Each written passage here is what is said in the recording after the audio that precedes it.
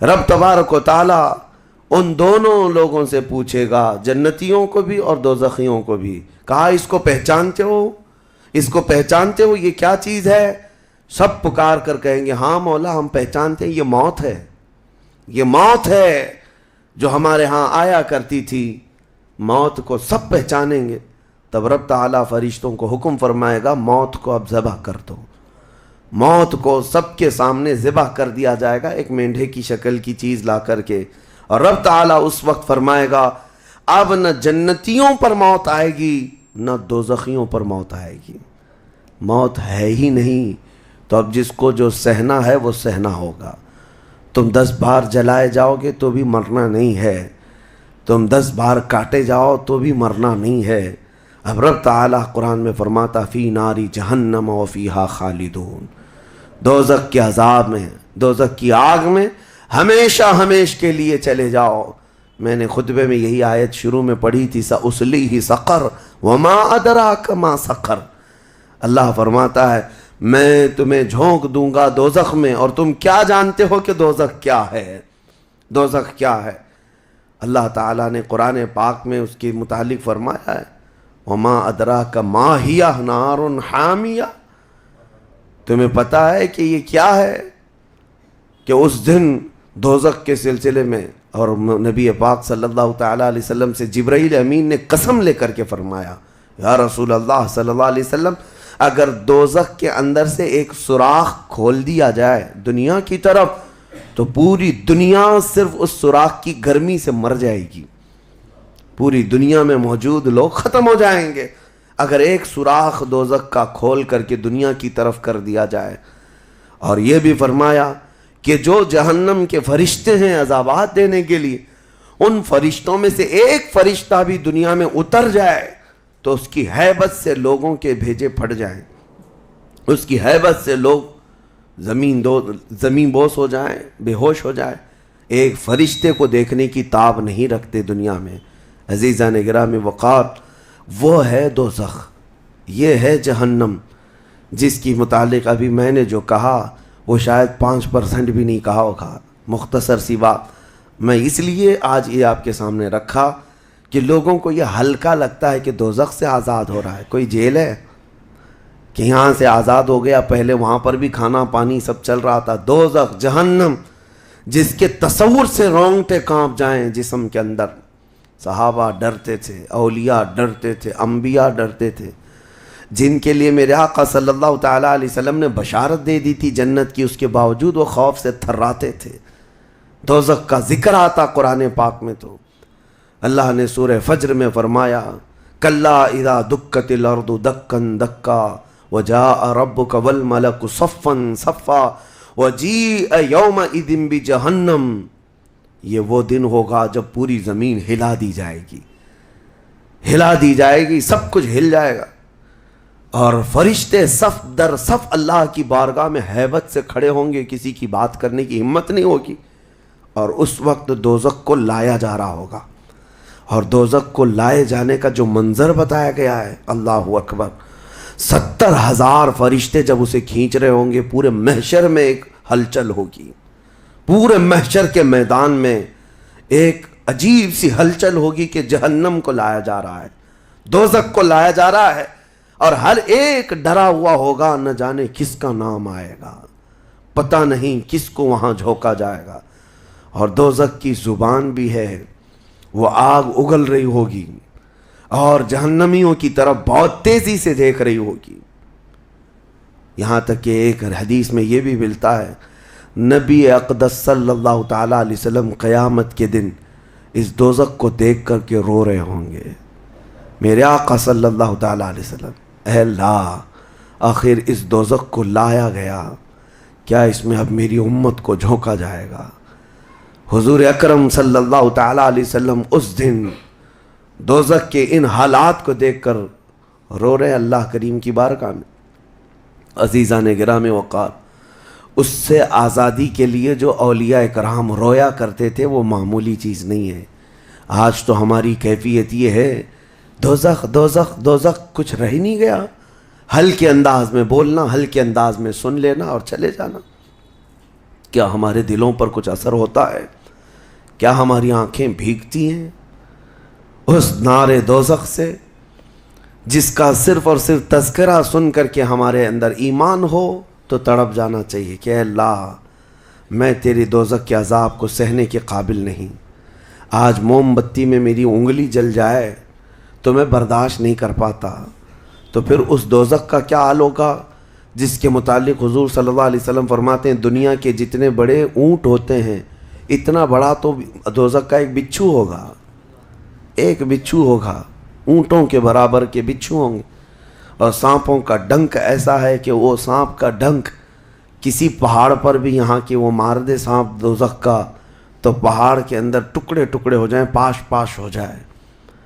لیکن یہ سب دوزخیوں پر مسلط کیا جائے گا. نبی اکرم صلی اللہ تعالیٰ علیہ وسلم سے پوچھا گیا ہلکا عذاب کیا ہے؟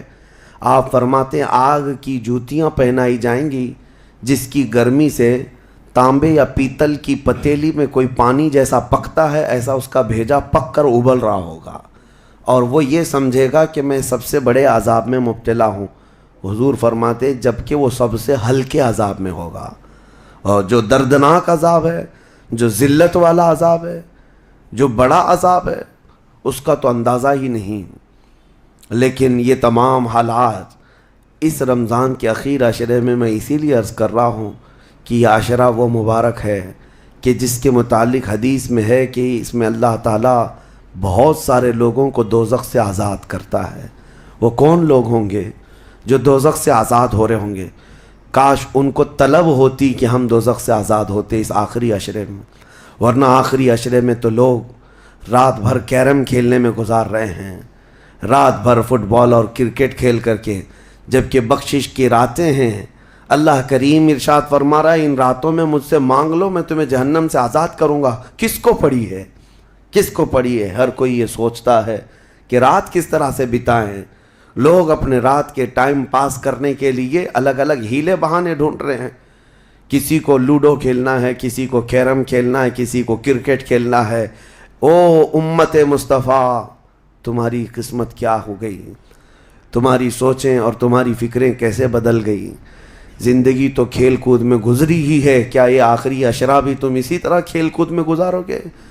وہ رحمان رب ذوالجلال جس کی ہیبت سے ملائکہ کانپ رہے ہیں، ملائکہ تمہاری طرف دیکھ کر کے کیسے رشک کرتے تھے، لیکن آج کیا ہو گیا تمہارے اوپر؟ آج بھی ملائکہ دیکھ رہے ہوں گے. اور اللہ کریم روزانہ پکار رہا ہے اس امت کو، لیکن یہ امت اس کی طرف توجہ نہیں کرنا چاہتی. کسی کو مانگنا نہیں ہے کہ مولا ہماری بخشش کر دے. تراویح میں بھی تو ایسے بھاگتے ہیں جیسے لگتا ہے کہ باہر ان کا سامان چھوٹ گیا ہے، ایسے فوراً مسجد سے بھاگ کر چلے جائیں. تمہیں 1 گھنٹہ اللہ کے گھر میں بھاری پڑ جاتا ہے.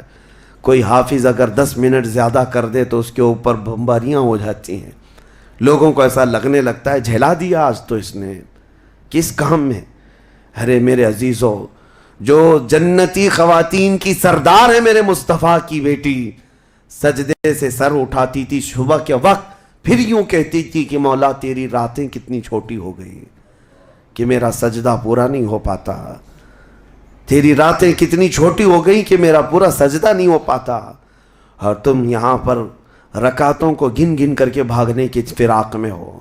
دنیا کے ہزاروں کام پڑے ہیں میرے عزیزوں، لیکن کیا ہوگا اس دن جب قیامت کے دن فیصلہ سنا دیا جائے؟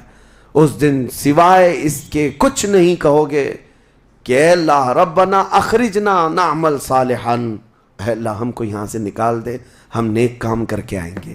یہ قرآن میں ہے. دوزخی ہر ایک پکارے گا ربنا اخرجنا نعمل صالحا غیر الذی کننا نعمل. پہلے جیسے کرتے تھے ویسا نہیں کریں گے، ہم اچھا کام کر کے آئیں گے، ایک بار ہم کو نکال دے. رب تعالیٰ فرماتا ہے کلا، ہرگز نہیں، ہرگز نہیں. اللہ فرماتا ہے اب اس کے بعد کوئی موقع نہیں. اور جہنم کا دربان خود ان سے پوچھتا ہے الم یاتیکم نذیر، کیا تمہارے پاس کوئی ڈر سنانے والا آیا نہیں تھا؟ وہ کہیں گے قالوا بلا، ہاں آیا تو تھا، آیا تھا، ہم کو دوزخ کے متعلق بتایا تھا. فکذبنا، وَقُلْنَا مَا نَزَّلَ اللَّهُ مِن شَيْءٍ، ہم نے تو جھٹلا دیا تھا، ہم نے تو کہہ دیا تھا کہ اللہ کی طرف سے کیا چیز آئی ہے۔ سورہ ملک پڑھو تبارک، اس میں بھی اللہ تعالیٰ نے فرمایا اِذَا أُلْقُوا مِنْهَا، یعنی جب کبھی اس میں ڈالے جائیں گے تیز چنگھاڑ سنیں گے اور ان کو تانے دیے جائیں گے جہنمیوں کو۔ میرے عزیزو، وہ کون سے اعمال ہیں جو لے کر کے جاتے ہیں؟ وہ ایک لمبی فہرست ہے۔ سب سے پہلی چیز اللہ کے ساتھ شرک کرنا اور کفر کرنا، یہ ہمیشہ ہمیشہ کے دوزخی ہے۔ شرک اور کفر میں ہمیشہ دوزخ میں رہے گا۔ اس کے علاوہ جو گناہ ہیں اکثر دوزخی جو ہوں گے، سورہ مدثر کی آیت میں پڑھتا ہوں 29ویں پارے میں، بہت سارے جہنم میں جو گئے ہیں تو جہنمیوں سے پوچھا جائے گا یتساءلون عن المجرمین ما سلککم فی سقر، دوزخی دوزخ سے پوچھ رہے ہوں گے ایک دوسرے سے کہ تم کیوں آئے دوزخ میں، تم کیوں آئے؟ کہیں گے قالوا لم نک من المصلین، کہیں گے ہم نماز نہیں پڑھتے تھے، ہم نماز نہیں پڑھتے تھے اس لیے ہم کو دوزخ میں ڈال دیا گیا۔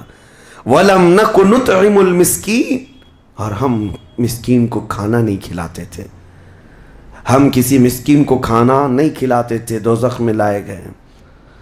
وَكُنَّا نُكَذِّبُ بِيَوْمِ الدِّينِ، ہم قیامت کے دن کا انکار کر بیٹھے تھے اس لیے دوزخ میں آئے۔ الگ الگ کیٹیگری ہے جہنمیوں کی۔